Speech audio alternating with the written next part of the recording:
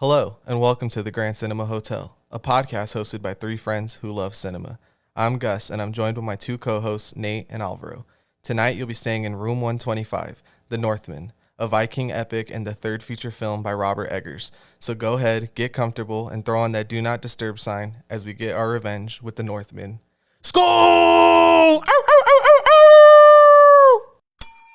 For now I will haunt this farm like a hungry corpse returned from the grave.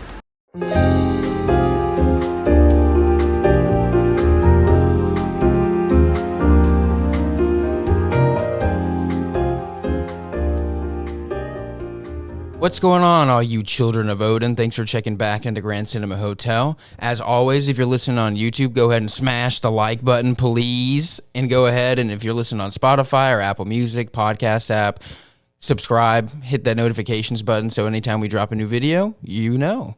But that takes us into The Northman, the movie that we have been waiting for what feels like a million fucking years, but it's here. We saw it. We saw it twice. Yeah, absolutely. We have a lot to say about it, I think. So, yeah, what do you guys think? How'd you feel going into it? It was a nice comeback after taking a week off. Yeah, for real. Sure. Explaining the absence, first of all. Mm-hmm. What happened was I'm dumb, and when we planned out the Robert Eggers 3 weeks month / thing, we started 1 week too early because I forgot how weeks work. So we should have started 1 week later, and that way we would have had all three Eggers episodes. Anyways, we would have had all three Eggers episodes out, one right after another, but we had a week off, and I had my baby shower, so that was a big deal. The fourth member is almost here. Baby Grand Cinema member is on the way. She'll be here to help give us some analysis. I can't wait. Yeah, I know. How long until she can see the Northman? Exactly. I don't know, maybe 3? Yeah, as soon as she can contextualize it and understand what's going on. But yeah, so seeing the Northman after having that week off was incredible. I had an amazing time watching it. I enjoyed it a lot more the second time than I did the first time.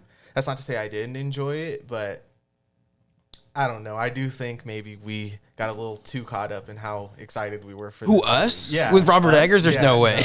Nate only said, "The Northman," 15 times in the car on the way there. But I do think that this still lived up to my expectations and also blew me away in many different ways. I think Robert Eggers is 3 for 3, and I'm still so excited to see what he does next, which will not be Nosferatu. Well, dude, rest in peace. That's still killing me, man. Yeah, I had an amazing time. I'm just as satisfied as I would be with any of his other two movies. Yeah, for sure. What about you, bro? Where do we start? I guess just bouncing off of what Gus said, we watched it twice. The first time we watched it, I walked out feeling a little disappointed, honestly. So then I went to go watch it again, obviously just to suit up for the pod, make sure we know our stuff. Which we still don't, probably. Yeah.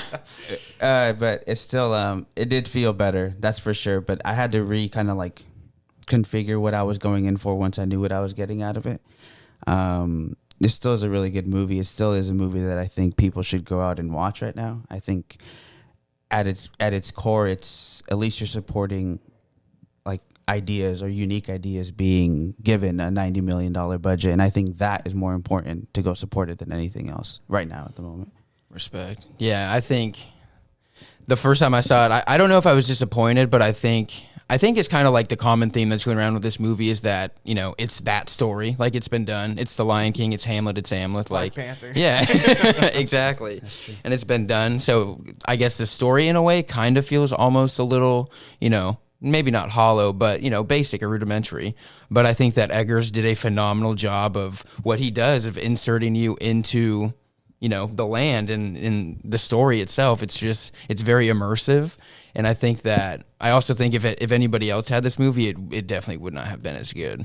But I think he crushed it, really enjoyed it. Like we said, I think I enjoyed it more the second time. But definitely. So much fun. So I want to bounce off of two things. The first one was Roe about the supporting the movie because it's it's original. It's got this $90 million budget or whatever. I see a lot of people saying that, so it's not like it's just Roe saying that. But I don't think that the movie needs that extra push of support of like, but you need to support original ideas, because yes, that is true, but I think this movie holds up on its own without that added handicap of like, well, you should want to support this movie because it's good for cinema that this movie exists.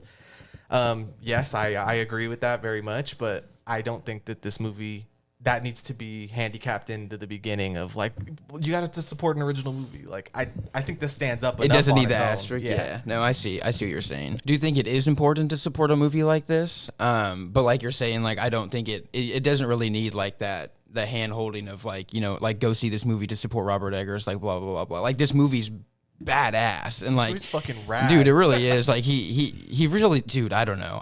Dude, this movie's so badass. But what was the second thing you wanted to say?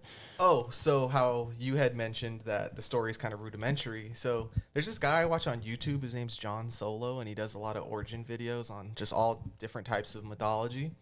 And I didn't know that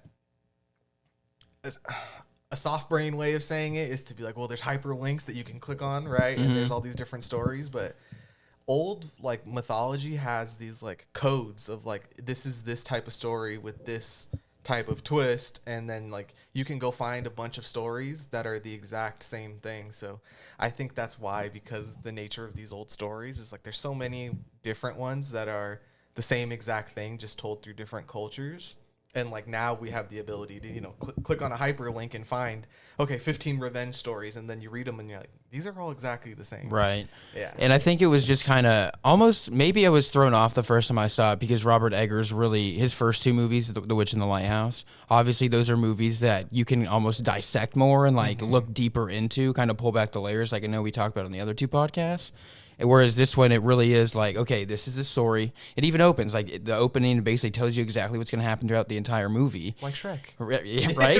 Straight up. This movie is actually Shrek 5. So, but no, like, but this movie is all about, like, it really is about the filler and like all the different things that he did with all the rituals, and just like, it was just so much fun, like seeing all the different little side quests that he almost had to go on. Like, it reminded me more of like almost like a video game or something. And I thought it was a lot of fun in that way. When I saw it with you and your brother yesterday, I made the joke because I know he plays Dark Souls. I was like, this is like Elden Ring, right? Like this is if Elden Ring was a movie or if Dark Souls was a movie. And even some of the stuff in it feels like side quests. That like, okay, I have to acquire my sword. So I'm going to have to go into this cave and fight a evil undead spirit to get the sword. And like, that is some video game ass It's straight shit. up. I looked at Blake, my brother, yesterday when we were watching it. Shout out Blake. What up, Blake? Inmate Blake. But when he was fighting the mound dweller, that's what it was called. Yeah. I looked at him. I was like, this is exactly like clearing the crypts in Skyrim. Like, you know what I mean? Like, this is exactly what it is. Yeah, this might be like one of the most video game movies, and it's not even based off of one. No, it's not. It really is just like buckle up. Like, I'm going to take you on this ride, and it's going to be brutal, and it's going to be a lot of fun, and it's going to be pretty fucked up. And that's exactly what this movie is. And he knocked that out of the park. Yeah, so I know that we kind of, all three of us have kind of changed our opinion from the first viewing to the second viewing. I feel like I liked it, and even in my first Letterboxd review, I was like, I don't even know what to say yet. And then by the second time, I was like, no, this is just fucking rad. And I think it's because I took the expectations away once I had seen it now. And I'm like, okay, this isn't like The Lighthouse, and this isn't like The Witch. This is something completely new. This is more in line with movies we've covered, like Indiana Jones, or like movies we've talked about, like Pirates of the Caribbean and stuff like that. Like, it's an epic. This is Robert Eggers doing mainstream. And I still think that even though it's mainstream, pretty simple filmmaking from a storytelling point of view, that this is still really, really effective. And this is kind of like, you know how I see it now? It's like if Quentin Tarantino actually made that Star Trek movie that he said he was going to, where it's like, this is just something I really like, and I really want to do it, and I want the most amount of people to see it. And I don't know, this movie just fucking works for me, especially after the second viewing. I would agree, 100%. I mean, the things I don't like is that I just think it's a tiny bit too long. And this whole talk of a director's cut, I don't really want to see it because I'm like, this movie feels long enough already. Is 30 or 40 more minutes going to save this movie and make it so much better? I really couldn't see. Maybe how. not. Maybe just be even more badass, though. Yeah. You know what I mean? But no, I think would it be more fights or would it be more rituals, though? Because it's the monkey's paw. Be careful. Yeah, that's true. But no, for real. There were a lot of rituals in it. I did like those, but no, I think this movie did a really good job of like obviously like it's a straight up action adventure. Yeah. Like it really is. But Eggers did a really good job, I feel like, with blending these like fantasy elements to it. Like obviously mysticism. Like yeah, like he really does incorporate that well, and it kind of not takes away, but it's almost like not just an action adventure. Like it's not quite to the fantasy level of like the Green Knight or something like that, where it's just like everything is so like mystical and like, you know what I mean? But this movie did a really good job in blending all that stuff and making it feel realistic in that time and that world, and I appreciate that. It reminded me of that elusive film that we might cover one day. Oh, the Green Knight? Yeah, maybe. But I just think because of the opening, for one, like you said, it lays out the entire story for you, and it tells you everything that's going to happen. And maybe if you had subtitles, you'd understand it a little That's more. why, because the first time I saw it, I was like, all right. And then the second time I was really listening, and I was like, he really just laid out this whole story right here. Yeah. And I can fuck with that. And that reminds me of the Green Knight, too, where they basically just kind of tell you how it is from the get-go, and then you just kind of go on this ride. The painting with the whole entire story on Straight up. Or Shrek. Or Shrek.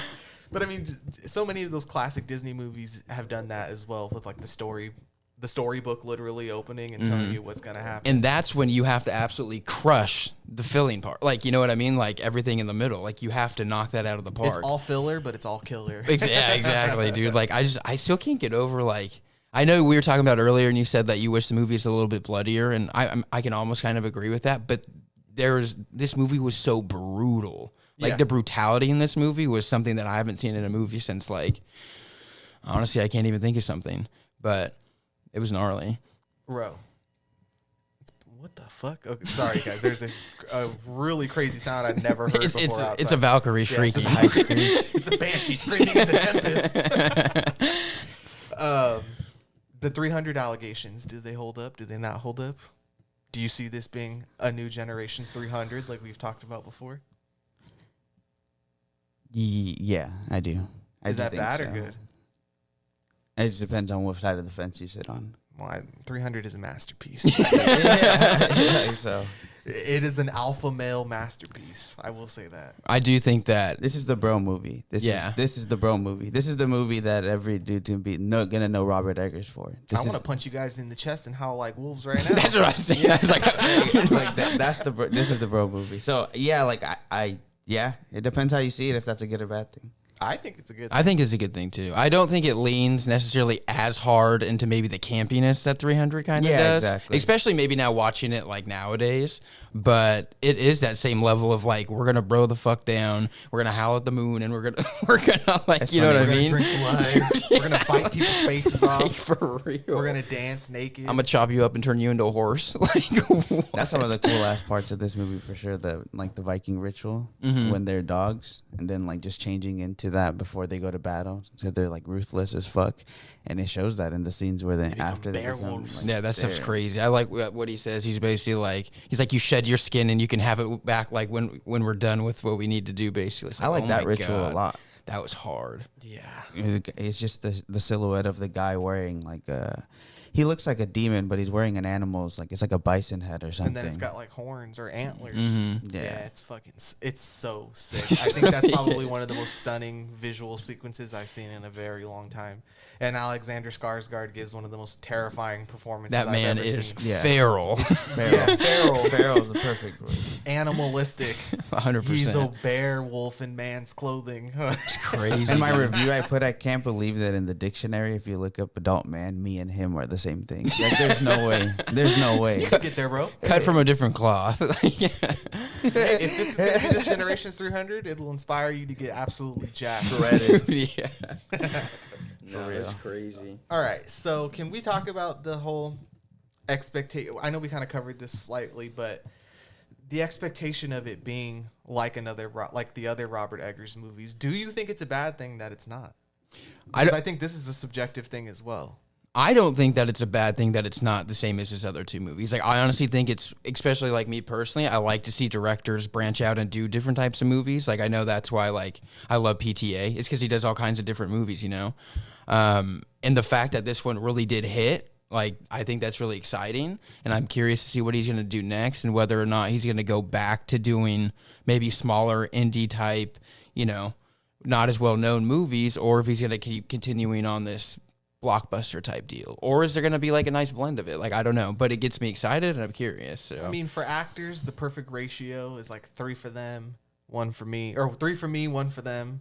But for directors, I think it should be like a 2 for me, 1 for them. Like, I'm going to make 2 I really want, and then I'm going to make 1 to get the bag. And then I'm going to go back to making the 2 I really want to make, and then I'm going to go get the bag again. And because, like, the thing is like, obviously this is when, like, he went and got the bag. But... Oh, for sure. But, like, this is something that he did really want to do. Like, this is still his vision. So, I think that's why I can appreciate it. And until his stories, like, stop hitting as hard as they do, and, like, if he ever shows, like, maybe, you know, he hasn't done the research like he does, then maybe it'll be a problem. But until that happens, I don't see it as an issue. I think that's one of the reasons why this movie will hold up, is not to just bang the drum about the historical accuracy, but the fact that the detail is there. And what Rose said earlier, or what Nate said earlier about 300 maybe not holding up because it's kind of campy and cheesy, is that I don't think this movie will have the problem because it's so rooted in historical context, where it's like, yeah, okay, maybe in 10 years people are going to be like, this is hella cringe, if they still talk like that. But I do think that you're not going to be like, this is campy, or this is really out there the way like something like 300 would be, which is not really that focused on historical context. It's more about the entertainment. It's about like value. rah rah, like yeah, exactly. I still think that this movie blends those. So no, it's the a perfect entertainment with the history. It's like making you eat your vegetables. Yeah. Like, hold on, I'm gonna caramelize these bitches so they taste like sugar. Exactly. No, Robert Eggers, I do think he's 3 for 3 though. I think so too. And I would like to see him work on this scale again, but I don't think he will. Probably not. No. Which I wouldn't. I'm not going to be mad about that. Because if you're a filmmaker, you're gonna want that final cut, and if you can't get it, like, you know what? I've made movies that are arguably better on a tiny budget, so why do I need your $90 million? Yeah, because I know he was talking about that before he even released. So. Yeah. But you guys want to get into the movie a little more? Some details. Who made this movie? So it's directed by Robert Eggers, of course. Naturally. What else would we be doing here? It's written by him and Sean. Yeah, I was gonna say someone we've covered on this podcast. John. Yeah. S. John. Yes, John. I don't even remember how I said it when I talked about it. But he wrote Lamb, or he co-wrote Lamb. So he is a returning guest. Welcome This is back. one of our first, I think. It was. It I was don't know like if we second or have a third. returning guest yet. Someone we've talked about before. I don't know. No, right? I don't know.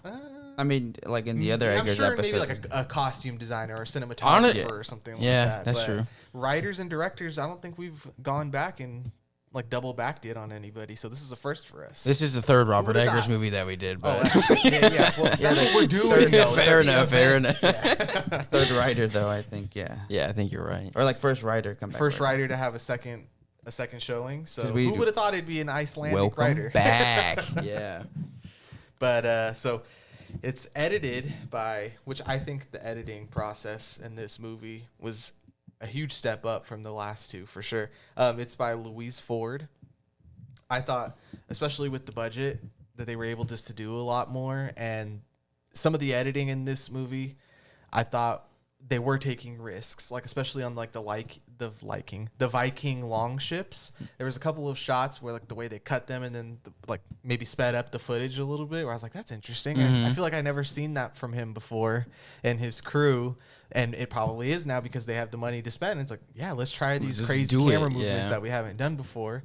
And then, cinematographer Jaron Blaschke, his frequent collaborator, I think he took a huge step up in this movie. Dude, as he well. crushed it. Especially when you're working with the lighthouse and that black and white. And not to say that's restricting, because that's got its own set of rules and math going on how to make that look the way it does. But the look of this movie is phenomenal.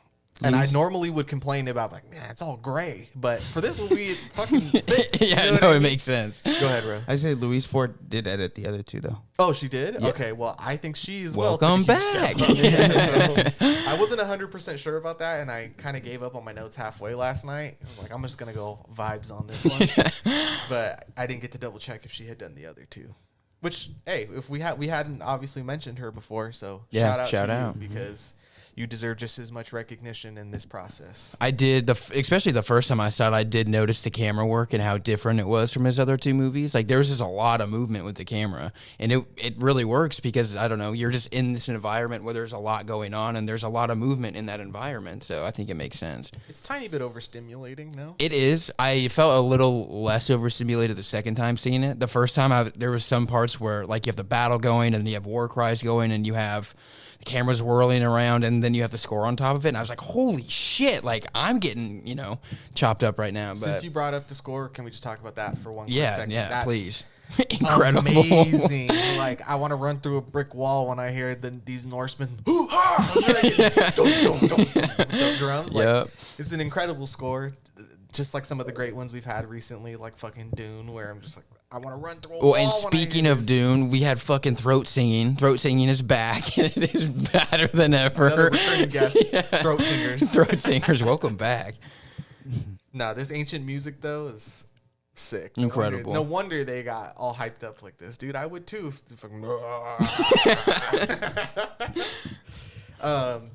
I think maybe one of the last production type of notes, or like who made this movie, who distributed this movie, is we finally have to bring up that this is not an A24 movie. Wah. Yeah, we can tell. Oh yeah. I mean, you know what? I don't know if that's a good thing or bad thing though. It's honestly, if it was an A24 movie, it would not be this big. It's just a thing. Like, it's not good or bad. It'd but be the Green it's Knight, just a where thing, like all the action took place off screen. Yeah, 100%, 100%. Or there would be one flashback sequence of his whole life. Like, yeah, that's the journey he went on. I only saw him come in a rag. No, but for real, you just, dude, I don't know. I mean, this not being an A24 movie, like, you just wouldn't have been able to do the scale that I think this movie really needs to succeed. So that'll give them, like, especially, like, the beginning. Like, I know we were talking about it, but the first hour of this movie is fucking crazy, dude. It's all gas. Like, it's so good. I think a lot of the stuff that makes this film really good is, like, on-set stuff. I know they use some green screen, but not too much. And I think that's where, like, A24 wouldn't, like, we get Lamb last year right by A24, but the movie's set in one place. But this movie, he goes to, like, Iceland, right? Like, he moves around. He goes around Europe. I honestly, just all those scouting locations, all those things, A24 wasn't going to give them. Then, and you said they went over budget, and it's probably because of those, like, I know the volcano is, like, they were on the mountain, right? It's not CGI, so stuff like that. Do you know how much is probably insurance? Yeah. Like, like there's the just insurance so many things, or those outfits being made authentically, which is those are the stuff that we like, and I just think that's the budget where A24 is like, they would have probably loved to do it, but look, like, that's like 8 movies for them. Dude, that's probably like their entire. It's a year's budget. Yeah, dude. I mean, like, even like, think about it. Like, you had like the longboats. Like, how much do those cost? And you had them in the movie for 5 minutes. So it's just stuff like that. Yeah, where Ralph it's like, Innocent all the way at the end for like I know. 2 minutes. I thought He that was probably so took funny. the actor's minimum. He's like, I'll take it for $250. I'll show up. Yeah. Give me $250K. I'll show up for a day. I get seasick, but it's I thought he was okay. gonna call her Thomason for a second. Thomason. Let's bring that up since we're here. Is that it's a recurring cast for The Witch, also the Green Knight, and the Lighthouse. and that's Dafoe. true. Yeah. Yeah, all of the frequent collaborators and just more of that Green Knight. Connection. Connection. Yeah. Yeah, I mean the Green Knight himself is in it, and creepy old lady is in it too. Did you guys know that? Yeah. Nikki's in it for like half a second, and she's blurred out, which makes me think if there is a director's cut or when we get the deleted scenes, that maybe she will be in those. But she seems to just be playing like a house servant, right? I think A so, slave, yeah. But it was nice to just see that the cast of The Witch, All the homies are back. Yeah. except the kids. Fuck them kids. The new collaborators that we get seem a little like Ethan Hawke is on to get at, like someone you would want to see work at a Neggers movie. It seems like he probably was really thrilled to get that. And the other one I wanted to bring up was like Bjork, because that was an interesting casting choice that I think it worked. Mm-hmm. She plays Rafiki in this movie. Yeah. Exactly. I thought it worked. It's only because there's her voice just seems to be pretty creepy, honestly. Yeah. It's her first movie since what, like 2005 or something like that. Like, she hasn't done anything in a long She's a cultural time. blind spot for me. I'm aware of who she is. I know she's a huge singer, and I know People love I know her. she's an icon. Yeah. I know nothing about her. She's way over my head too. So One of my this girl that I used to date before, her best friend used to really be into Bjork, So then I started looking into it, like her. I'm just kidding. Yeah, I mean, I think because she's Icelandic. like Icelandic in movies and in a bunch of different art stuff. Like she's I guess seen as her own creative venue and forefronting for that and like European type. And then there's videos of her like socking reporters too, so she gets down. That's hard. That's tight. I like that. Yeah, Go get him, Rafika. I'm a fan. Never mind. I stand Bjork. She punches people. She hits rules. Condones violence. If someone pissing you off, just fucking hit him.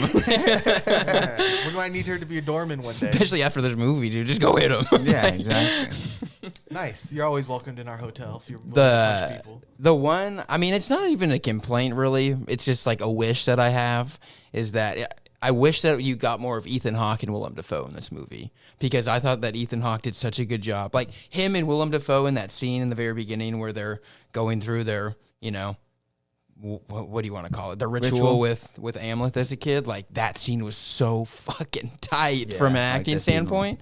So I don't know, but I wish he got a little Especially bit more. because they're like telling him his fate. Just cutting back from Ethan Hawke to Willem Dafoe to Amleth. And it's just like the triangle. Yeah, Good that's kid a really good performance. scene. Yeah, he actually did a good Young job. Amleth does a good job. He did do a good job. That scene that you're referencing is that's full Robert Eggers. Yes, exactly. It's full sending. Like, look, this is the end of The Witch. 15 minutes into the movie, you know what I mean? It's like it's something that would have been a climax before is now just something he throws 15 minutes in. I did Which I want think is to incredible. bring up the actor, young Amleth. Did you guys recognize that he's the same kid from the Batman? Oh, is that really interesting? Hot year. Interesting. He's He's killing it. Movies. That's hard. That's hard, Batman right? and the Tiring. Northman. That's Damn. hard. Give me my royalties, homie. I'm Yeah, going it to college. ain't getting better than that. Yeah, his name's Oscar Novak. That's cool. Those are the two movies that he's been in. Is he the Is he In the beginning, the kid, the senator. What? It's not a the senator. He's people like the that main. they think might be the next Robin? Yes. Yeah. Yeah. Oh, is that kid going to be Robin? Is Yeah. that the new Broom Boy? Yeah, exactly. Is that the new Broom Boy? All right, Hey, maybe. dude. But They're that's setting him up pretty nicely. that scene though of Willem Dafoe and Ethan Hawke is incredible. Yeah, it's one Absolutely of my incredible. favorite And I think if you love Robert Eggers and you're, I hope this is like The Witch or like The Lighthouse, these sequences that you get of hallucinogenic rituals are the closest you're going to get to that like art house stuff that you know and love him for. But that's definitely on the back burner in this movie. But it is what it is, man. This is a movie for the mainstream. This is a movie to entertain people. This isn't an A24 No. movie. I feel like so. But- It's going to be very different. The more and more I do think about it, it is so cool that he just throws that stuff in. Like, you know what I mean? He's like, this ain't just a regular everyday action adventure movie. Like, Yeah. this is fucking. You know, I don't know if This is me. My wife had no expectations for this because she just doesn't care. She's like, okay, we're gonna go see a cool movie. Like, I'm down. Mm-hmm. I've seen The Lighthouse. I've seen The Witch. I like his movies. Yeah, let's just go. You don't even have to tell me anything. And when we walked out, she told me, she's like, that had a lot more magic and mysticism in it than I was expecting. Like, I was expecting it to just like, you told me it was this Viking revenge movie, so I thought, okay, it would be pretty straightforward, just gore and blood and fighting. She's like, but I wasn't expecting there to be that much magic or that many references to it, at least, because some of the stuff is a little ambiguous of, Right. is this magic, is it not magic? But there Especially with definitely the Anya is. Taylor-Joy character. Right. But yeah, There definitely there's is a lot magic. going on There is. with that stuff, which I think it just feeds to that good balance between them. Those are all the reasons why I think that the rewatch of this movie, I solidified the things that in the first one I was like, I like those, and the second rewatch I was like, I love those parts, and that was one of them, as Ethan Hawke and Willem Dafoe having that interchange. The chant when he's becoming a beast. What did you say, like a wolf beast? A bear wolf. Bear wolf.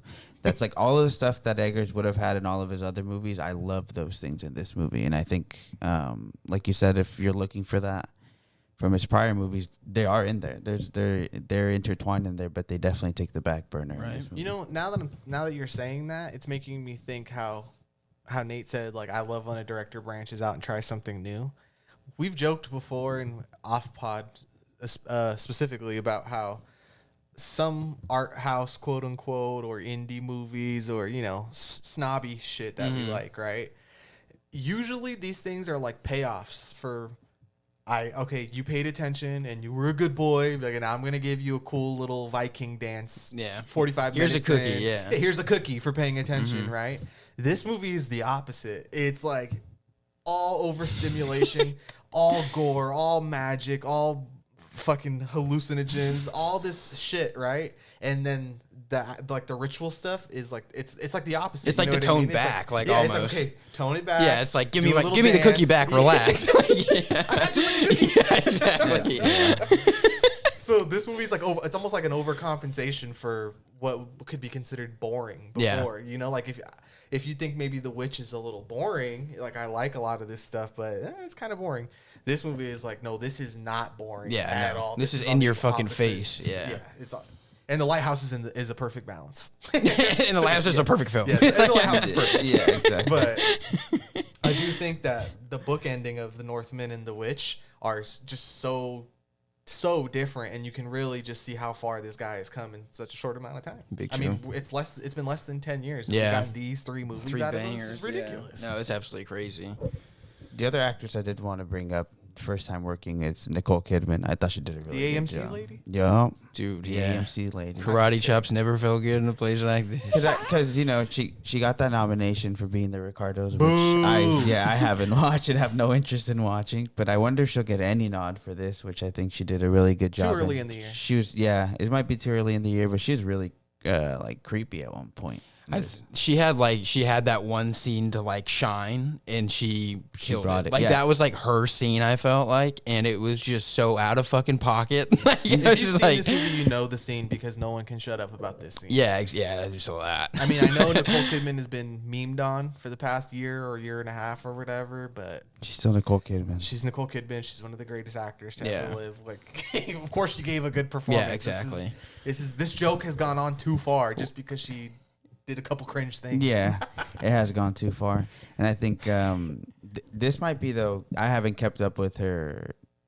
I think the last movie I saw her in was The Killing of a Sacred Deer. Yeah. And so I'm just gonna say this was the first movie that I seen her in since that too that was actually given to her because of her acting prowess. It's not because she's Nicole Kidman and being the Ricardos is like, oh, you could be Lucy, but it's kind of like, well, They went for the star power Yeah. on that one. Aaron Sorkin's a fucking idiot. like He doesn't know anything. yeah, exactly. I don't really feel like she was the person for like I don't know. Anyways, but besides that, I just felt like this was one of the ones that shows why she's such a good actress. Of course.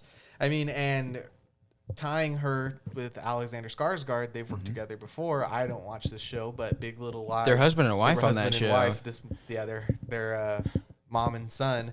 But Nicole Kidman got all types of love and awards and nominations for that performance as well. So how quickly people forget, well, the internet, right? The collective yeah. they. Annoying. Yesterday Tomorrow, was yeah. forgotten. There'll be a meme. She'll be a meme again as soon as this movie Exactly. leaves the public conscience in 2 weeks. They just need But- to, dude. Yeah. Yeah. I just need to get her off the damn AMC opening, bro. I can't take it Yeah, I anymore. can't take it. Well, hey, that's what happens when you only go to one movie. I theater, mean, right? yeah. If we went anywhere else, we would. You want to see the Matt Damon crypto commercial? I don't think so, but you'd be like, you should be happy that you're getting Nicole Kidman, Oh, Maria Menounos. not Tropical Joe or whatever the hell his name is, the new guy. Can we continue with the cast since Yup. we're here? I don't know how much we're gonna get into this movie, like plot wise. Probably not a I whole would lot. like to spoil it a bit and just bring up some more cool moments, but for now, I think we could focus on the cast. Yeah. Yeah. So, like we said, Ethan Hawke, he plays the king. Do you guys want to attempt to say the names?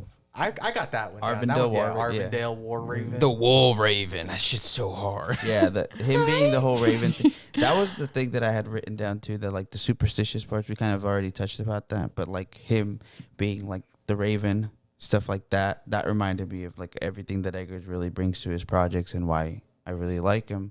And that the first time I kind of didn't catch that was one of his names. And then the second time I watched it, I caught them calling him that, and I was like, "Oh shit, okay." Yeah, and these ravens play a huge part in Yeah. the movie. Mhm. They're They're a integral. guiding force. Like they are part of his destiny. Yeah. part of it, bro. You can't have no mythology without It's no like birds. follow the breadcrumbs, but they're birds. Yeah. You know what I mean? So many people, so many different things. Just birds always come in, especially ravens. Have you ever noticed? Mhm. Like, there's always something about them that's mythical or some kind of mysticism behind them, whether it's Native American mythology or even shit like Edgar Allan Poe Yeah. making ravens scary or the Viking mythology. They're everywhere. I mean, shit. Even in what is it? Macbeth. You know what I mean? Macbeth, Game of Thrones. Game of Thrones, like everywhere, like they really do. You can't have fantasy without ravens. It's true. It's true. I don't know why, but I think it's just because they're so beautiful and it works, and they're super smart. Right? Yeah. I've seen that they're like ridiculously smart. And it's also because since like they're all black and they're kind of common, nobody seems to really like when you see a raven, like, oh, it's a raven. You don't really think it's anything crazy because they're kind of common. That's true. I seen one the other day that really caught my eye. I was in the car and I looked inside. I was like, damn, that shit's beautiful. It's a huge one too. You introduce yourself? Yeah. What's up, baby? But yeah, Ethan Hawke, great performance, short performance. That's my thing. I mean, I feel like we all know that. That's given away in the trailer. I will avenge you, father. The entire movie. That's funny. The entire movie's really given away in the trailer too. But yeah. Well, there's not anything to give away. Exactly. That's the whole point. Do you want to see someone get revenge? Yes. Yes or no? Go see the Buckle movie. up. Like, yeah. Do you not want to? Then don't watch it because that's the only thing it's about, and it's fucking amazing. It's for now. It's my second favorite revenge movie behind Mandy. But damn. I can't say that yet because I haven't seen them. Both got two crazy title card movies. You know what I mean? Yeah, definitely. Damn. But Ethan Hawke, wonderful performance. An interesting thing I heard him say about the movie is that he always wanted to know what it would be like to be on the set of Apocalypse Now. So that he was like, I've been hunting for a project that would give me that energy. And he says that he got it on this one. And one thing he had told Robert Eggers was like, you've done everything. Like in this movie, there's nothing that isn't in this movie. So now after this, you could do anything because you've already done everything. You literally did it all right yeah, here. So That's like true. after you covered so much ground in this movie that you shouldn't be scared of doing anything moving forward. And with that Apocalypse Now energy, I get it, but those kind of things will never be replicated. No way. No, Robert Eggers didn't mortgage his house to Yeah, fucking exactly. make this movie. You know what I mean? They were going crazy in the They were trapped jungle. in the jungles of Vietnam. Going psycho. crazy No, I mean, this story. movie wasn't even really filmed on location. It was filmed in Ireland. It wasn't filmed in Iceland or whatever. In the mud. Remember I told you guys That's what after the I'm first saying, viewing, yeah. I was like, I saw the mud. I was like, nope, no thank you. I don't think I could live back then. I don't think I would have thrived in Viking times, but maybe. Strictly the mud.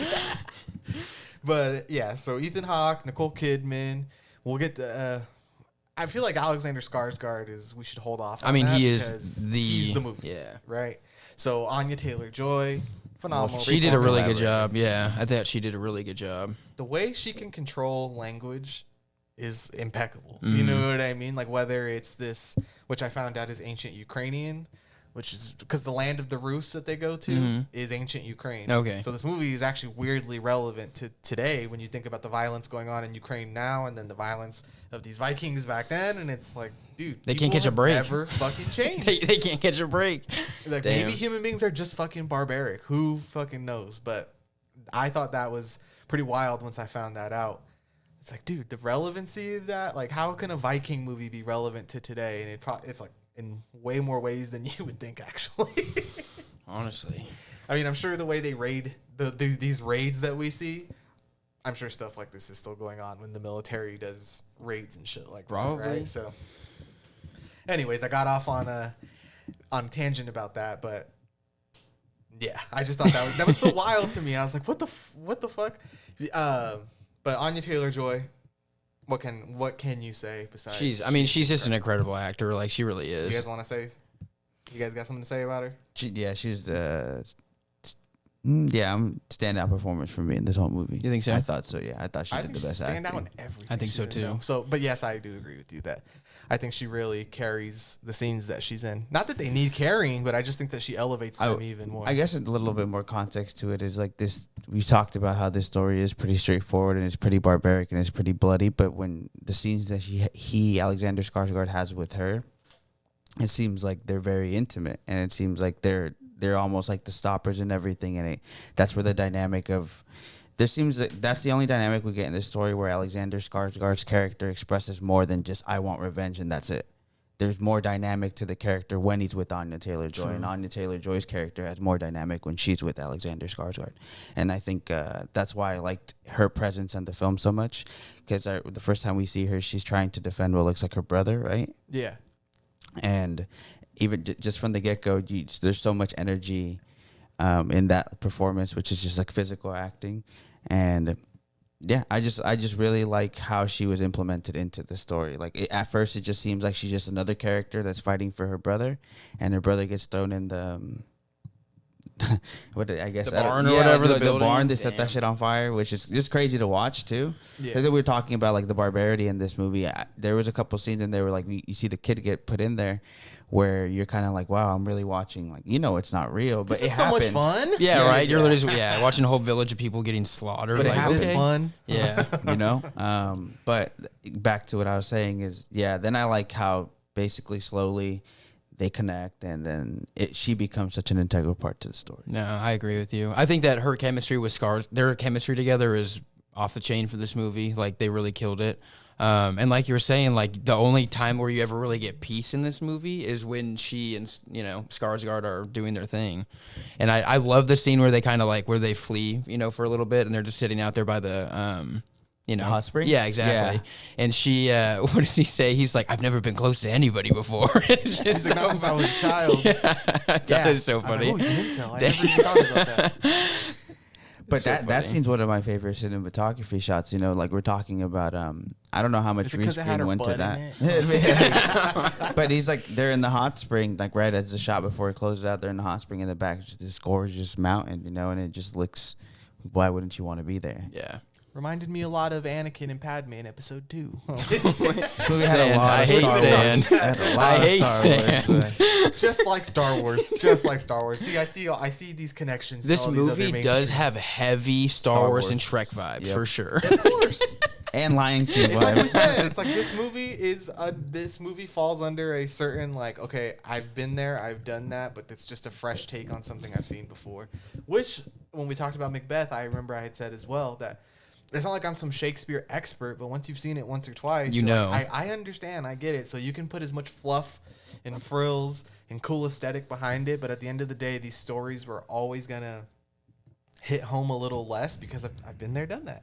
So it's just the nature of the.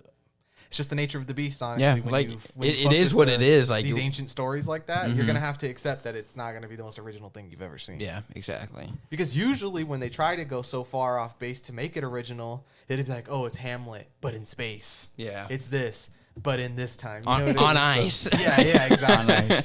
Hamlet in space. Yeah, like, There you okay. go. My favorite Jimmy Neutron. Yeah, that's fucking funny. A lot of callbacks. Welcome back. But so staying on Anya Taylor-Joy, I think you guys did a good job of describing her. But I think what she represents in this movie is a chance for him to change his fate, and it's something that he fails at, but the option is there, even though it wasn't foretold. So. She's almost like a splinter in like what is supposed to be She's his the fork destiny. in the road. She can change his and his you fate. don't find that out until he meets the god dang it, the wizard, not the wizard, but what's his name, the he-witch, thank you, in the cave. And that's when he tells him, like, you'll be faced with an opportunity to be kind to your kin or destroy your enemies or whatever. And so that's when you do have that splinter, and I like that there's an option there, honestly. You know, I had told you that I watched this anime called Vinland Saga, and it's so similar. It's almost like a shot for shot, but with story beats. But in space. Yeah, but in space. But Nice. I think the reason that Alexander, and this is a spoiler, that Alexander Skarsgård knows that he can't just go with her is because in Vinland Saga, this is exactly what happened. This Viking ditched the Viking life, and he ditched his fate, and then eventually it caught up to him again. And for me, in my head canon, I was like, well, yeah, that makes sense that he can't stay with her because this will happen. Like, Flonir will chase him to the end of the world to get his revenge. And if it's 10 or 15 years from now, like is what's going on right now, I'll be like, this is a never-ending cycle unless, spoiler, both of them die, which they do. Right. And that's the only way you can end this. So while it does suck, and your brother was like, I wish this could have had a happier ending, it just is what it is. They told us in the beginning it ain't They gonna told you. happen. You know what I mean? So even when the option is there for him to change his fate, he's not able to. This was the only way, though, too, because he talks about it, that his kin will live. He has to The deal Maiden with this. King. I know. Like this has to be dealt with. Because, like you said, if he doesn't deal with it, goes away with him, Fjolnir's going to be pursuing him. And Hey, Flonir didn't see it through, and what happened to him? Yeah, exactly. You got to cut the head off a snake, you know? Yes, you do.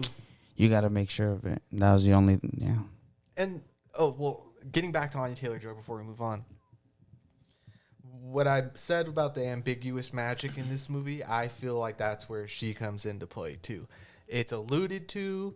There's some slight hints that maybe she does have some things going on, but it's never it's not as obvious as like it's not like the a rituals fact, are. yeah. You know what I mean? Yeah, Where it's like okay, I'm speculated. seeing this happen and I know that this is magic. It's all just, I wouldn't want to say sleight of hand, but it kind of seems convenient in some points because like when it's a shot in the trailer, and this is also a spoiler, but which is funny that those two things are going together. How come a shot in the trailer is a spoiler? But when she like commands the ship and she's calling out to these wind sisters to take her to the land of her forebears, that is an indication that she does have some kind of powers, but then it also feels a little convenient as well. Exactly. You know Because it's like Little Nightmare Alley. like Nightmare you really, Alley's gonna be yeah, awfully right? suspicious of It's everything. it's like you haven't, because up until that point, she hasn't done anything. And the only thing that she really tells, like, you know, anything magical at that point. And she tells Amleth, like, when they first meet, that her ability is her cunning and her, like, the way that she can speak and, like, manipulate people. So how that plays into, like, the whole magic thing, I'm not sure. But she obviously is, you know what I mean, like, more in tune with, you know. She's an ancient crystal Working mommy. with people. What can I say? a lot of what I Exactly. saw it as is like,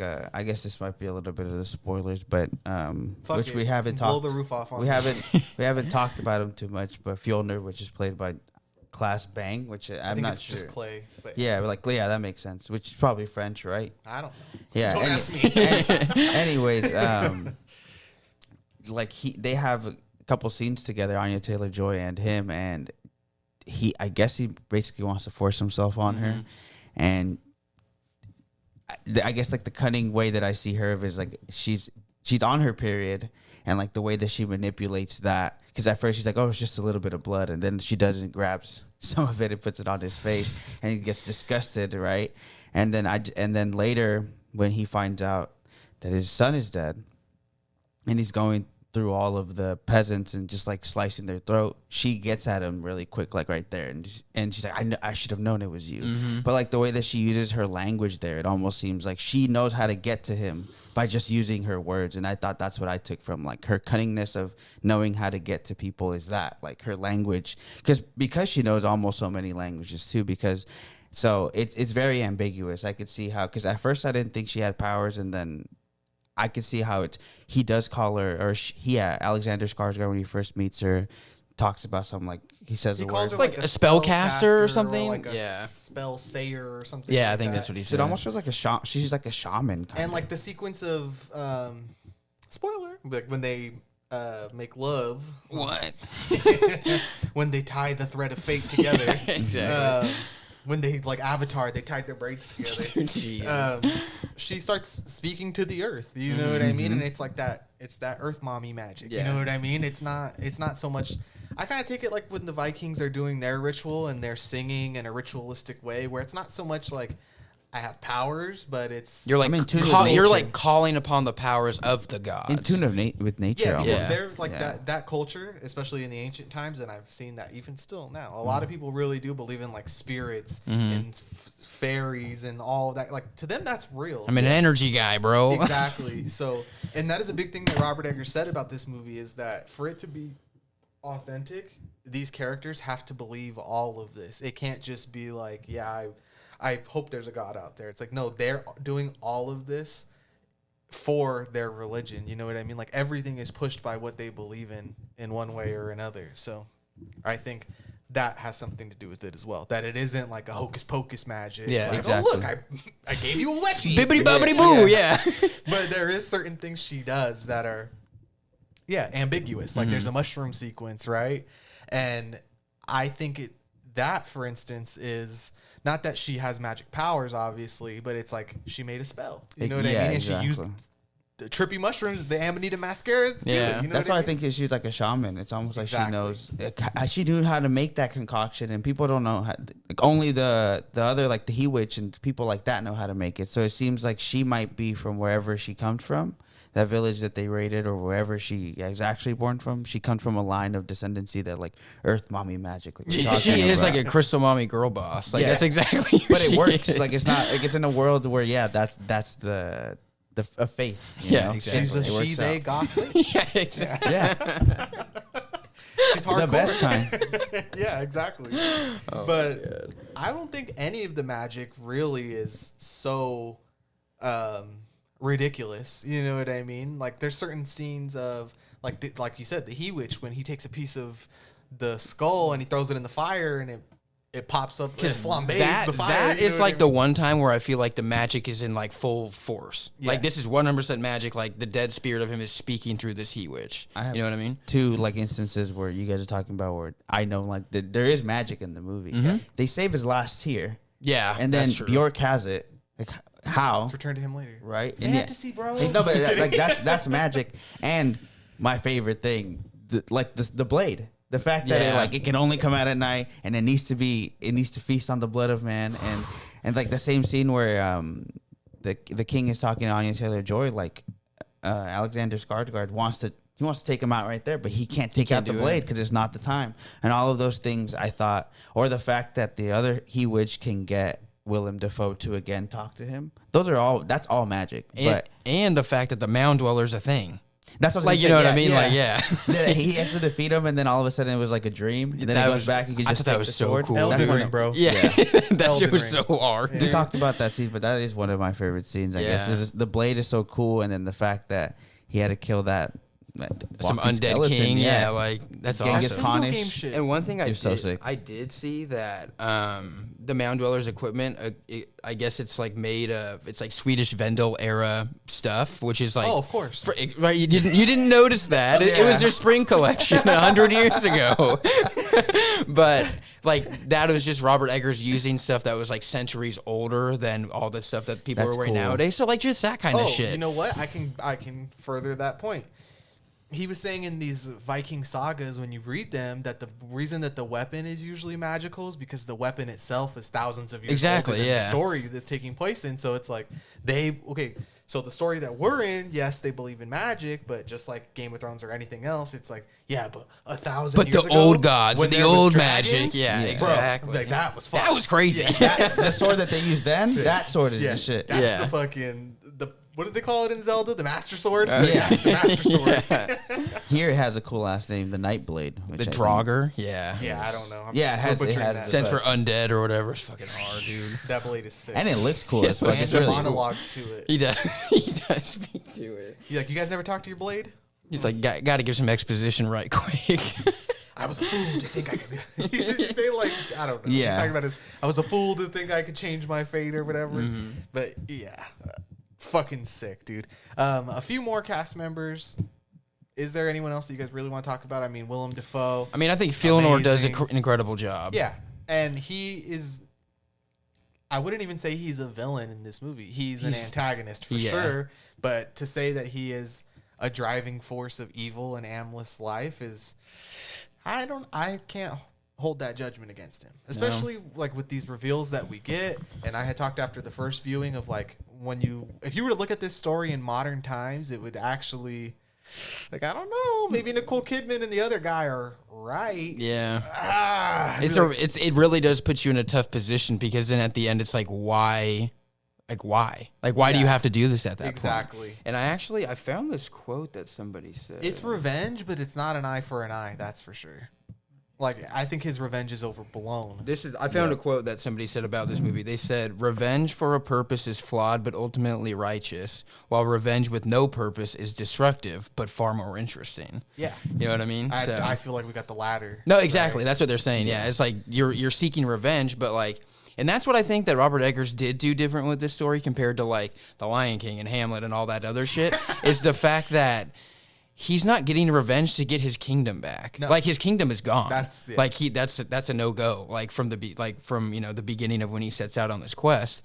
It's literally just to kill this man, to get nothing else, and I just think that's a little bit a different take on that story. I'll never remember these lines, but he says something along the lines of, "I'm gonna haunt this place like a dead Like a corpse that Oh my God. God. In the second act, this turns into a horror movie for Flonir and his family. It does. He just terrorizes their farm.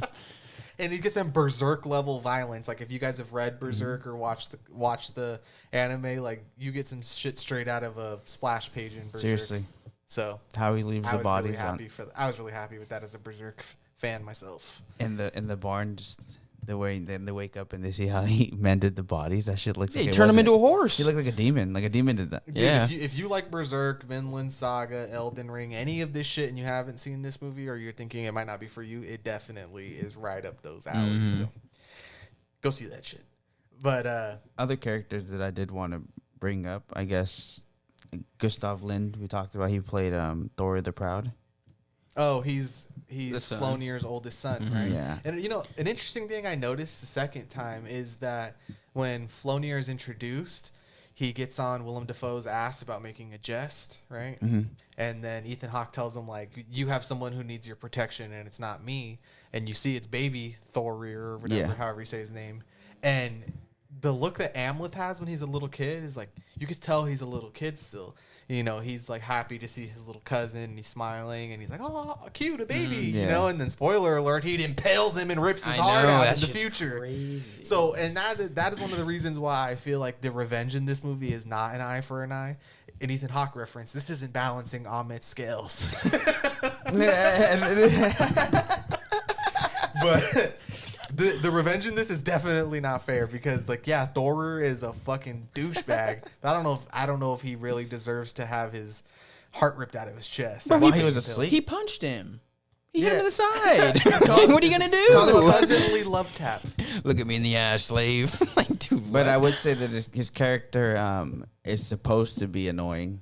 I would assume so. And he is very annoying. He does come across as no one's ever gonna beat what's the kid's name? Joffrey. No one will ever be Joffrey. No, so you're never gonna annoy me again with the medieval kid. But he definitely did come across as a super bitch. Yeah. Like, you know, so like even the first shot that we get of him when he's grown, he gets taken down while sparring with the people and he like throws his shit and runs away. He just seems very like he has an attitude, you know. And I thought there was an interesting dynamic there. The other kid, Fjolnir's other kid, the younger Gunnar. Yeah. Whatever. When he tells him about like, why are we doing this peasant work? Like, this is your land and I'm the damn daddy, this is slavery. Yeah, and then he tells him, because you don't know from one day to another if you'll still be king or you'll be a peasant. And it's best to be prepared for both. And it's the same thing. Like, Fjolnir knew that there was, I mean, maybe he thought he really had killed him, right? But it seemed like there was a chance he had to, like, it always seemed like he was prepared that this is going to get taken away from me. Because the kingdom got taken away from them. There's a reference to that he's known as the Fjolnir the Brotherless because everybody knows that he killed his brother for the kingdom, but then he ends up losing it anyways to another guy who's taking over in Norway. And that the same thing bounces back Ethan Hawke before he dies. He tells him for it, yeah. He was like, your reign's not going to be long. And like, you go ahead and kill me, but like, I already know my revenge is going to come for you. And it's because he had already literally just made the pact with the kid. Like, hey, someone's going to kill me, and I need you to know, like, I need to die this way because I need to die as a warrior. But your duty as a Viking and my son is to wreak revenge on me. Yeah, I mean, and he definitely fulfills his dad's wishes. Did it. I don't think he could do it any better. Yeah, exactly. The king that you're talking about that ended up taking Flonir's shit from him, that king in real life ended up unifying Norway altogether. That's Harald the Bluetooth. Yeah, that's cool. I know about him because of Viking, like all the Viking shit that I've read about before. But oh, and you know what? I'll just bring it up now because this is a reference for later on with the Valkyrie. You know, she's got like the cool teeth. dental marks. So the reason that he was called Harald the Bluetooth is because they excavated a bunch of, well, not for this movie, but of all the Viking skulls that have been excavated before, just like the Mayans or the Aztecs or something, they would do body modification all the time. And it was like they would make indents in their teeth and just color it with pigment to look cool or just to look badass or whatever. And that guy was Harald the Bluetooth. And then you see the Valkyrie later because people were wondering if it was braces, and definitely wasn't some primitive style of that. It's just some cool flair. Yeah. I always think it's cool that in ancient times, like you guys have tattoos, right? And you guys don't have any piercings, but that body modification is still something that maybe some people would see as taboo. But it's like, they've been doing this since ancient forever, time. literally for fucking people ever. People have been trying to express themselves through changing the way their body looks forever. Be like, go dig up a skull. go Every look at culture that. has different things. Too. It's interesting. Like we still see it now in like more what do you call it? Primitive cultures, like in Africa, like the bowls in between like their lips. You know what I mean? When it's like jewelry. That's like every culture has different things, and I did think it was really cool how she had that. But it looks like braces, but it's not braces. 'Cause you can tell it's not on her teeth. It's just like on top of it. It's just sick. It's it's cool. in the teeth. Like they would cut into the teeth, like That's take hard. layers away from the teeth to make an indent, and then add in the color. Bro, that would fucking hurt. Fuck. Dude, Jesus. I think that was the other thing, though. I guess just since we're talking about that, why these ancient traditions or traditional, I'm using the cultures would do this, because it's kind of like that rite of passage through pain. Because yeah, of course it hurt to put that in your teeth, but as a Viking or as a woman of a Viking or the Valkyrie, like those pains are all worth it. Kind of like we've talked about that when we got in our tattoos. I know Nate said that. Like every time I get one, he's like, I know it hurts, but that's kind of why I like it. Later, there's like the scar is there of that pain. So. You got to be a tough son of a bitch to live in those times anyways. You know what I mean? That's Like, another thing I was gonna say is that these Mud. cultures back then, yeah, exactly, they get it out the mud for real.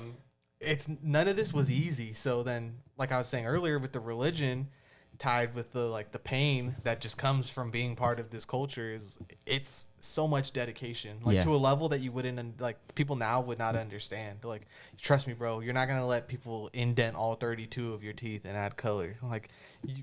Motherfuckers be like, I'm not even going to the dentist to get a checkup. That shit bugs me. Be like, let alone I'm gonna modify every single tooth I have. No, that's crazy. With no fucking modern medicine.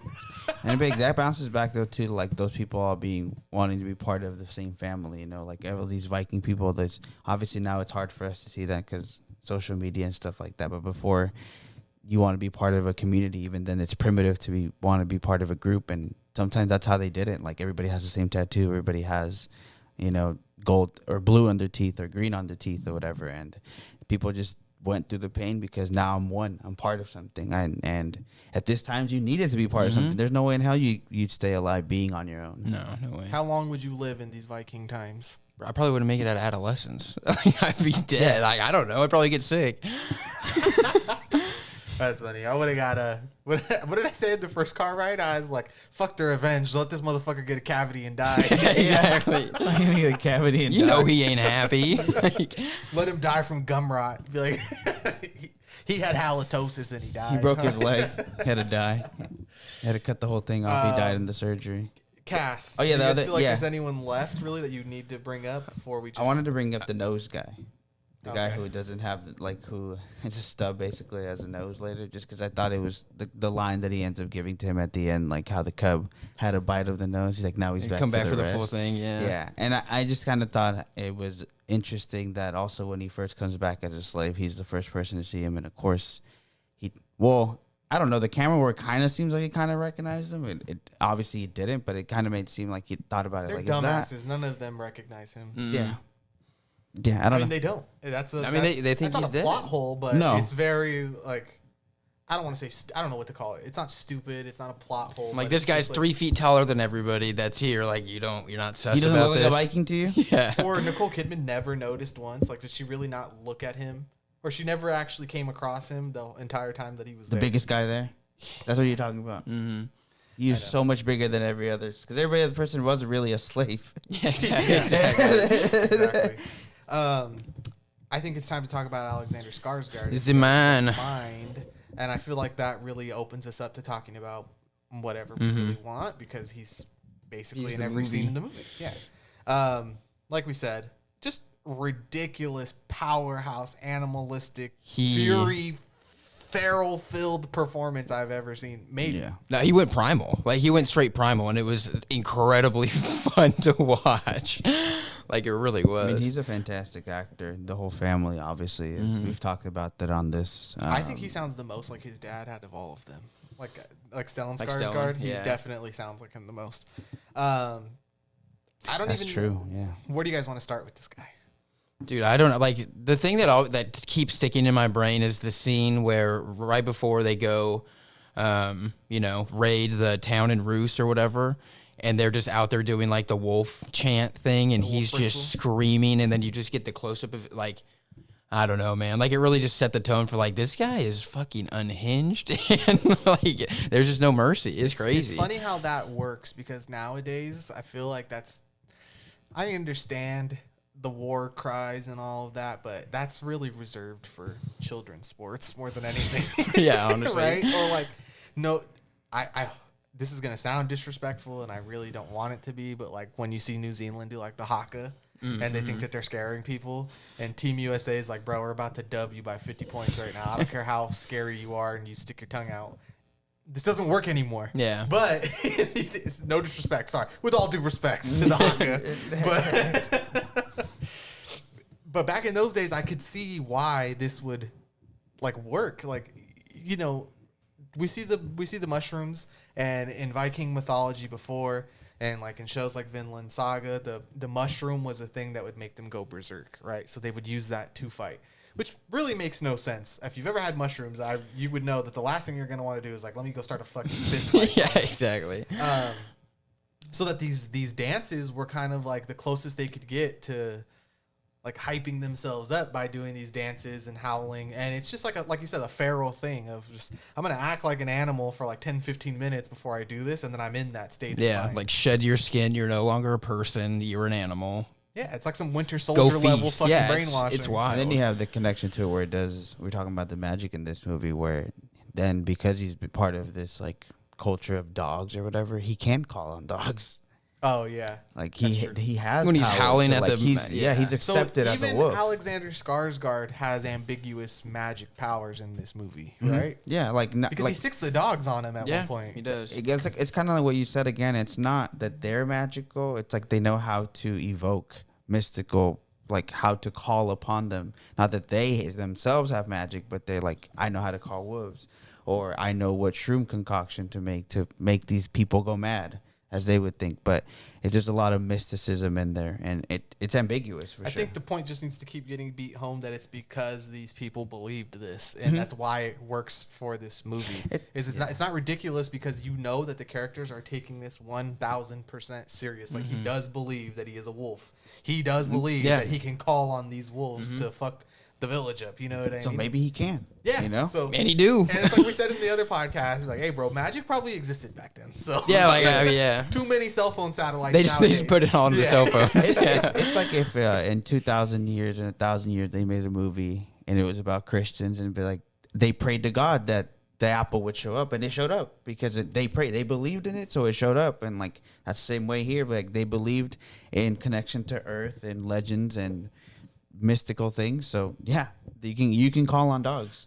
The listeners won't be able to see this, but it's like, look, bro, the forbidden fruit. As I hold up my iPhone, yeah, exactly. The apple, with all its forbidden knowledge. Yeah. So maybe in 2,000 years, people are gonna think, who knows, right? Yeah, They might dig up our skulls and find an iPhone and be like, what the hell is this? This is a tablet to God. This was witchcraft. Yeah. I mean, I hope not.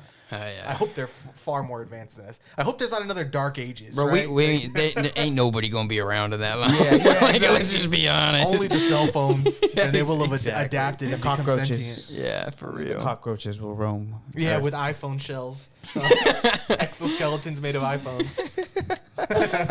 Those crabs are gonna take up homes as their iPhones. Marcel the Shell is gonna live in my iPhone. But getting back to Alexander Skarsgård. Favorite moments other than the wolf dance? I mean, we can't just say that one. I know there's plenty of others. I did want to say something really fast because we were just talking about like the Christianity and all that. I forgot, but now I remembered. I thought it was really funny when the dude that you brought up, the dude with the bitten off nose, when they had seen like the two like people that Skarsgård like chopped up and like positioned on the side of the house like a horse or whatever. When he's like, "Do you think this is the work of Christians?" He's like, "They nailed their God to a tree." Yeah, like, I thought it was so funny. Their God is a corpse nailed to a tree. I I know. I that was one thing I had thought too. Is like these Vikings are so brutal, right? But they're also so artistic at the same time, so that even though they're this brutal, they think of Christians as like they're fucked. It's always funny to see like the other side's opinion. Like, well, what the fuck? You nailed your God to a tree. It's like, what are you talking about? We worship God ours lives in the woods. I like how the logic just there becomes like, well, how could your God be real? Like, you nailed that shit, or how could your religion make sense? Like, yeah.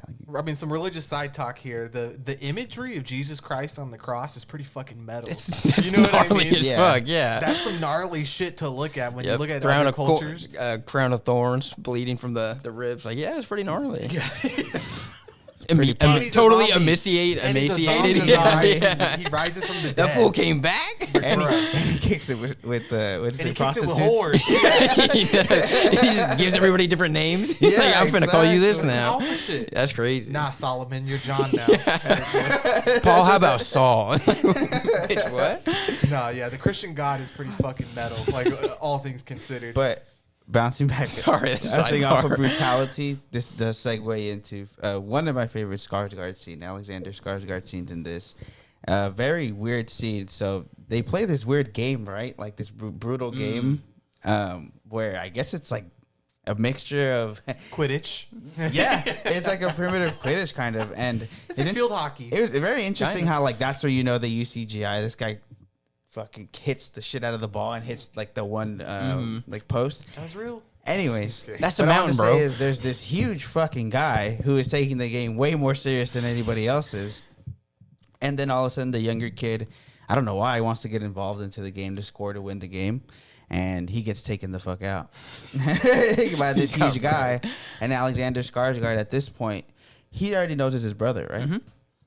Or half brother, I guess. So he just fucking starts wailing on this dude, and we just get scenes of him using his head to, like you said, it could have been bloodier there. That's one of the scenes where it could have been bloodier. They could have shown us how he dents in his head, but they don't.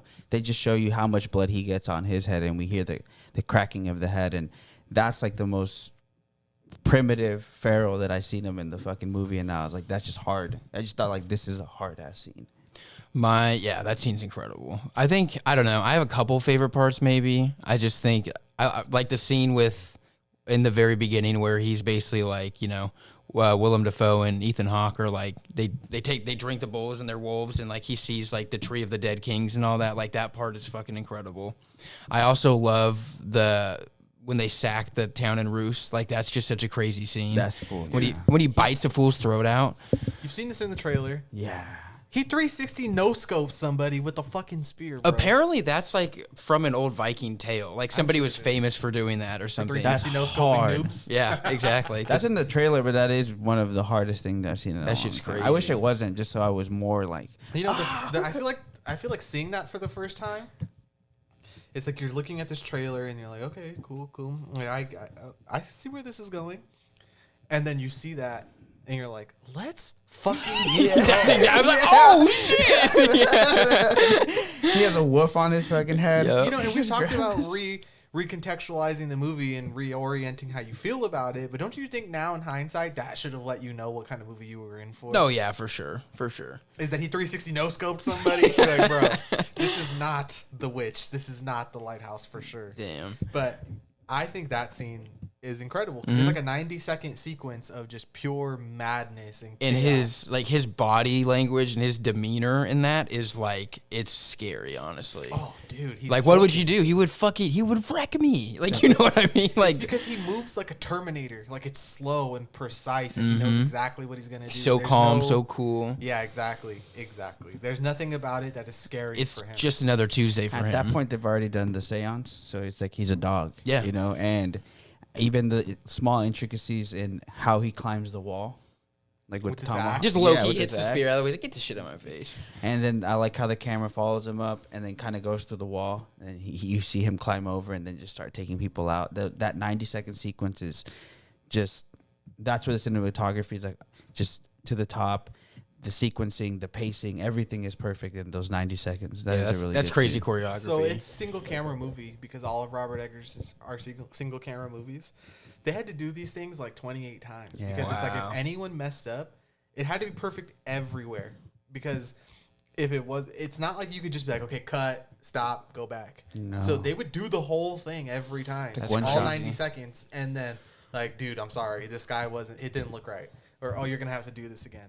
And like sometimes the actors, these big fucking crazy looking men would be exhausted and tired, and then they would go sit down and be like, we're not done yet. Like, I'm gonna need you to do it again because in the background this doesn't look right. So yeah, what I had talked about with Jaron Blaschke's camera work leveling up in this movie, I feel like this 90 seconds is probably the highlight of the movie in that regard.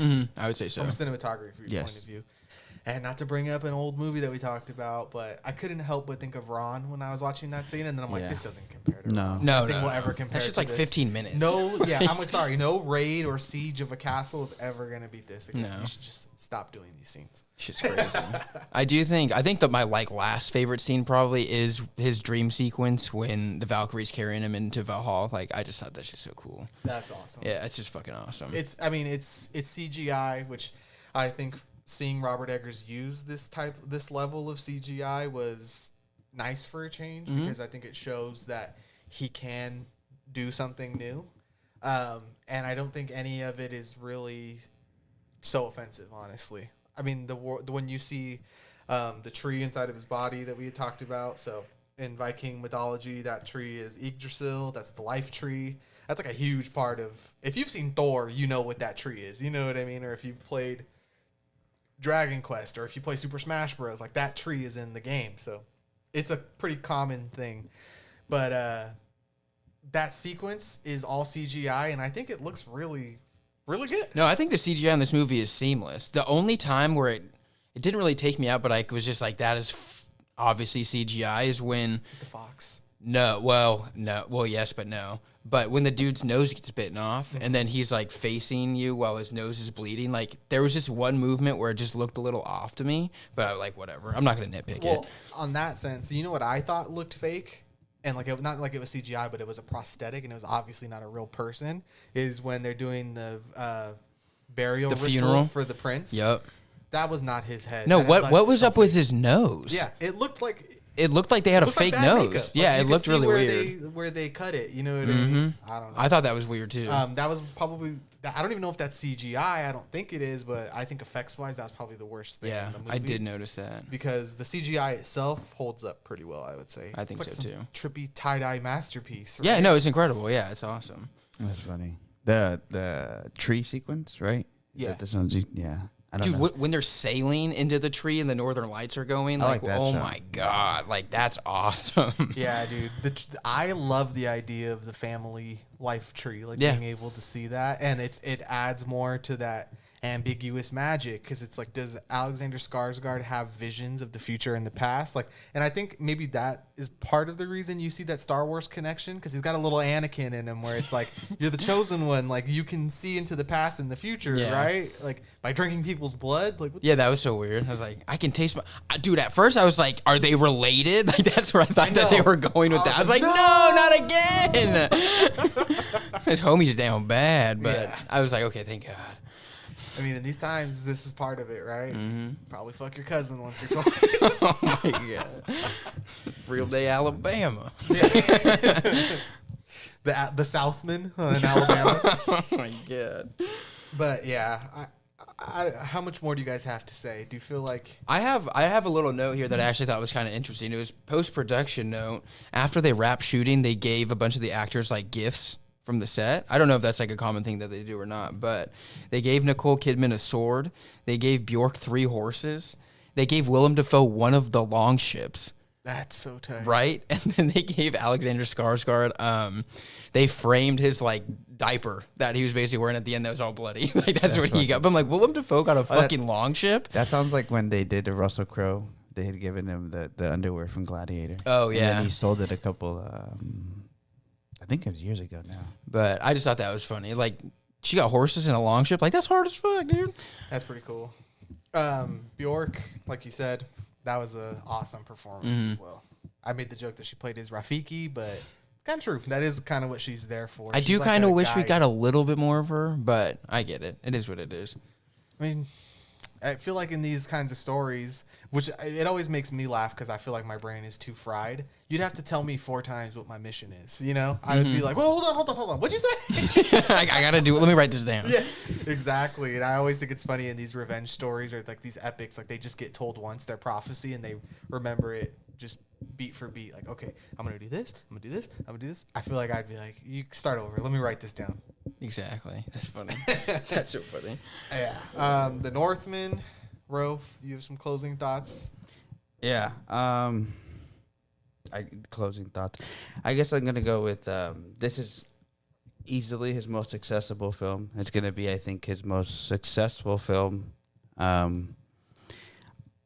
wish I liked it more. I wish the pacing was different. I wish it was a 1 hour and 40 or 30 minutes of just fucking straight revenge. Or I wish it was a 3 hour meditative thing on vengeance. I don't like that it sits in the middle. I like. Oh my god! Give it to me. Yeah, like I don't know. I just like it's either I don't think this is a perfect mixture of both of his things here. I think it's more towards mainstream than I would have wanted personally. But I still think once I readjusted to what I was expecting from the movie, it's still the best kind of epic saga that has come out in a while.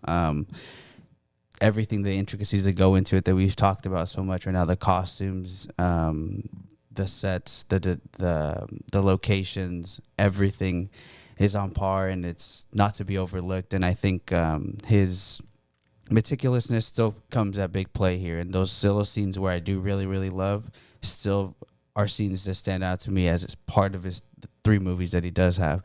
I do think this is the weakest one out of the 3 movies, but that doesn't mean that the movie is bad.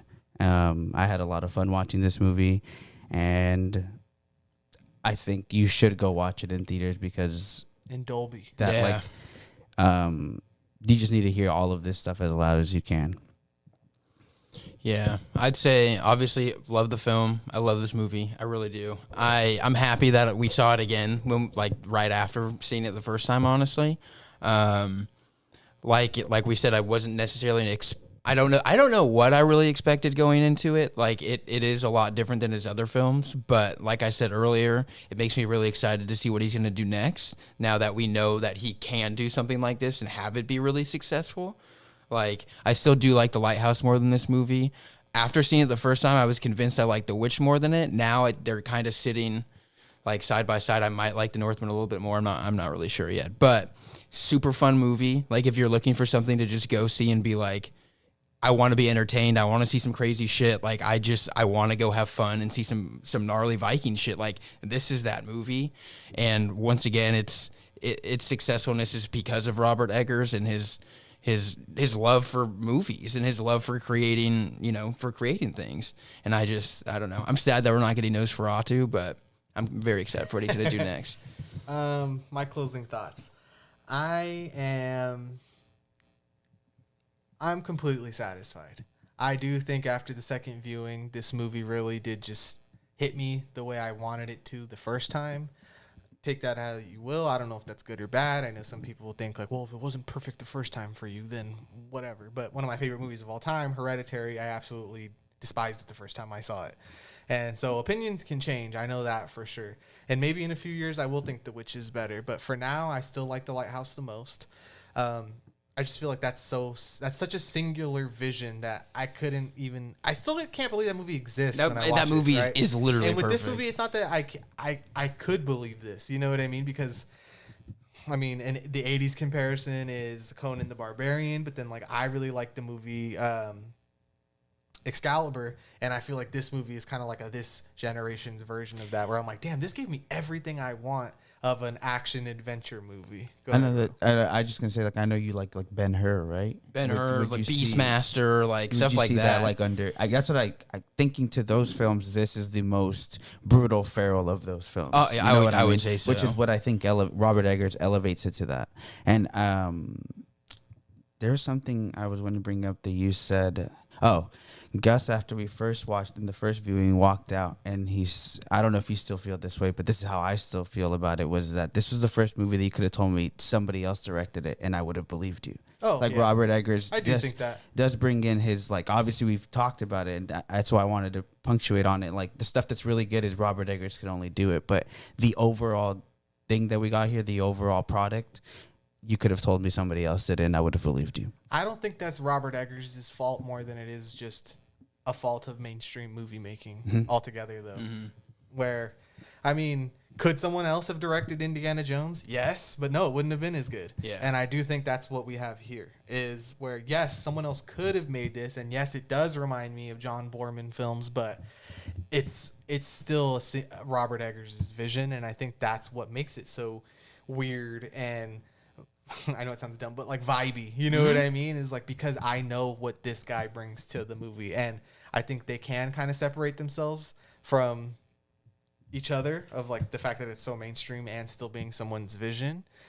And yeah, I mean, I like this movie even the more I think about it. I do too. Even talking about it right now, I'm like, oh man, like let's go. Because there's sequences that stay in my head like forever, and I do think this movie fits my criteria of like, this is fun while also still having like the quote unquote real shit there. So like it hits that balance for me of being like the most fun it could be while also being not art house, but it's got a vision to it. Yeah, you know? it's not cheap cinema. Exactly. Yeah. It's not cheap. There you go. That's what I was trying to say. But yeah, I mean, I fucking love this movie. Yeah. What would you rate it if you had to give it stars? I went at 4 originally, but Yeah. then I'm like, no, this is a 4.5. Because the only thing for me is that it could be a tiny bit shorter. But I would agree. I don't really, whatever. Be like, Yeah. almost every epic movie is too long. I mean, even some of the ones we really like. Yeah. Does Ron have to be that long? Does Indiana Jones have to Bro, be that Ben long? Hur's like 4 fucking hours. Like, Does The Irishman have to be that long? Yeah, exactly. No, it doesn't, No. right? So then I'm kind of like, I don't even want a director's cut of this that's longer. Even if you gave me one that was a tiny bit shorter, I might enjoy it more. But yeah, like that first hour, peak cinema. yeah, incredible. Straight gas. Like, it really was. And this wouldn't be the first movie to be like, oh, it's not as good in the second half. Like, okay, why are you going to nitpick that? in That's this so movie? it's so opposite of Robert Eggers too, because usually his movies start out so slow and then they just pop off at the end. Where in the beginning it was like, whoo, and then it slowed down a little bit. I think there's more to nitpick here than there is actual faults in the movie. Yeah, I think so. But we're talking about Robert Eggers on our Mount Rushmore of new filmmakers, so of course we're judging it like that. But bro, if Sure. someone else made this, we wouldn't have even went to go see it. Let's be real. Yeah, exactly. Like, honestly. So I was gonna say, we brought up a lot of the comparisons, and I ironically have The Green Knight and this movie rated the same. It was like 4 stars out 4. of 5. But I think what they both lack from each other is what I wish the other one had. Yeah, I so like got what you. The Green Knight lacks is what I wish it had more of the Northman, and what the Northman doesn't have is, do you know in the beginning in The Green Knight, it starts and he's like, this fool's out with the whores and he's like drinking, and you know he's not a knight, and we get a bunch of us living in the world of this, like where he's from. I don't get any of that here. I literally get his father coming back, and his whole goal the whole movie is to get revenge, but I did not get anything else that is more complex of this character. I got no background of whatever place they were at that they were living at. I didn't get to see him be a kid. I didn't get to see him have any moments with this. We get the moment with his dad, right? But that's literally like, he hasn't seen him in forever. So he comes back and he's dead. All right. And I know that's at the tail went, but you could have given me some moments in there. That's what I was talking about. Like, it could be a 3-hour meditative piece. Like, okay, well, where's all the intricacies, the moments of like, he became a Viking and he's just rowing in the boat. He's just a Viking already. And then he cuts his hair off within like 12 minutes. He needed the Hakuna Matata Simba growing up sequence. I needed the montage. I needed the montage of him getting slightly bigger as he walked across the It's log. like there was no living in the world as much as I would have wanted to. Well, I will say as a counterpoint to one of the things, and this is just one of the things, because I do agree with some of what you're saying, is like the kingdom thing. Does it matter when it's not a focal point of the movie? Like, that becomes an afterthought where you're like, oh, it's not even about him becoming a king again. It's just about him he's like, oh, he's a farmer. I don't give a fuck. I still want my revenge. Yeah. It isn't about getting his kingdom back. But that's just one small, tiny counterpoint. I do think a lot of what you're saying is true. But I don't feel that way, but I see what you're saying. Yeah, I don't feel that way, but I do see what you're saying. And I feel like a lot of other people might feel that way too. I mean, so. yeah. It was like, well, I wanted to see him suffer more as a kid. It's like there was no That's there what would like happen. there almost was like a lack of depth to the characters. That's I what guess. I mean. The lack of depth to the characters. Like, it just seems very gore into what. Yeah, like we're all getting revenge. So, like, Amleth is getting revenge, so everybody's goal is for Amleth to get revenge, and that's not what it was like, I'm sure. Or like if realistically, if in a situation like that, that's not what it would be like. And the Green Knight, as opposed to that, be like it's him trying to find out if he's a knight, or if he can be the knight. But all of these other tests that he goes through proves like who he is as a person. But we don't get any of those moments in Northman. It's just a guy trying to seek revenge. And I like that. That's the movie. That's the movie. Yeah, that's like that's what I think. Maybe the problem is like that is the movie. Like that's it. Like I think that's all he wanted to do. Probably. Did you watch the trailer? That's the movie. I don't think that he did anything or that he missed anything. Is what I'm trying to say. Like, I don't think that he forgot about the things that you're mentioning. I thought that he must have felt like they weren't that important. Like for him, at least. Yeah. Which is that's an editing choice, right? It's like. Do I want to show you the life of him in the between? And it's like, no, probably not. Because I feel like, yes, it would be more interesting. I don't know how much it would add to his character. I think it would just add to the suffering of like, his life fucking sucks. Yeah. Because that is the inference that you get from it is that. He has the life of death. Yeah, basically. And it's like, I feel like it would make him even more unlikable because he is somewhat unlikable to the fact that you're like, you just grew up to be exactly what you hated. Mm-hmm. And I don't know. I personally don't know what we would have got out of seeing that. I don't know. Because I guess like how you had said that, I don't know if you said this before the podcast started, but how he said that it was going to be hard for him to entertain people for this. Like that was the goal for this one. Yeah. And he knew, like him saying that is me knowing that he also knows that he backburnered any of the stuff that in The Witch or in The Lighthouse, for example, that I know that he's lying. Like he's not out there because he's just a guy working all around. Like we've gotten notes of him like he's lying of the person that he is. And in this there was like that depth that is in The Witch and in The Lighthouse. It's not there.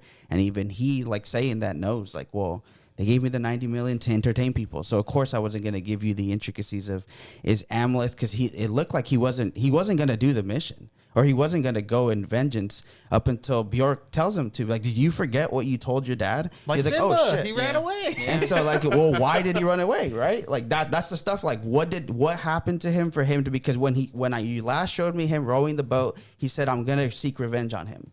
So then how come all of a sudden he has to be convinced that he has to seek revenge? And those are the stuff where I'm like, you didn't give me enough time to live in that world for me to know why he's a complicated character. I mean, I get what you're saying. Yeah. I'm trying to just, like, get like the I needed to see not I don't know exactly what I needed to see, but I just needed to see moments of him. Why is he conflicted? Mm-hmm. And I only got that with Anya Taylor-Joy after he finds out she's pregnant. But I'm like, where was that before? Yeah, but yeah. I mean, I get it. Mm-hmm. I get it, but I just think we see it a little differently. Yeah. Of like, and I do think it's because the movie itself is something we've seen before. I don't know if it's like a snobby thing to say, like, because I've seen other movies like this, I don't need to see this. That's honestly, that's how I feel. Yeah, it's like Batman's parents dying. It's like again. Be like, yeah, it's like I mean, like like he has to go somewhere new. He has to start a new life. Time passes. You forget about stuff that happened in the past, and then your fate comes and finds you. Like that's how I took it. So, but I mean, I get it. Like I do see it. That's why I'm saying I do get it. And yeah, because I've watched that show Vinland Saga. What he's talking about, that's all of Vinland Saga, the first season of like. The in-between journey of like this tragic event and me getting my revenge, getting back on your feet, I'm not and saying like establishing because I've yourself. seen that it doesn't need it. Yeah. But I just do think because of like the cinematic language of this movie, because it's a been there, done that type of story, that you kind of like, I know, I know that you only want revenge, and I feel like Alexander Skarsgård character, like the sequence we talked about earlier with him and Anya Taylor-Joy, where he's like, I never felt close to a person like this. I just think it's because for these years, he's literally been nothing but he's just an animal. Yeah, like he is a one-track mind animal. Like that's it. Survive and kill. Like, and it's like I just feel like we would have gotten 20 more minutes of that, or seeing him progressively become more brutal and brutal. To me, it's like it wouldn't have been. I think if they had put that stuff in, that it wouldn't have been fulfilling. That it just would have been progressively more violent to show you how he became this little boy. Give me the prequel. He wants Lion King 1.5. The Northman 1.5. The North Teen. If it's gonna copy Lion King, it's gonna have to go this route. The North Teen. He should have lived, so I could have got the Northman 3, Amleth's Pride. No, but I mean, I understand. I get it, but I think it's really good. I love it. So I think this wraps us up, right? I think so, yeah. I'm going to go out on a limb here and say this isn't the last time we'll ever talk about this movie. Probably not. No. It's either going to get brought up again. Fuck, I don't know. Maybe one day we'll do another fucking episode on it when it comes out or something. But I am kind of sad that we're ending the Robert Eggers trilogy. It was fun. We're not I going to be able know. to talk about him for probably years. A few years, yeah. Damn. Who knows what the fuck is going to happen? Not Nosferatu. They might have fucking, the hotel might have been condemned by then. I know. True. We got evicted. Yeah, we got evicted. But this does segue us into an interesting little in between before we do it with someone else we really love, which is Jordan Peele.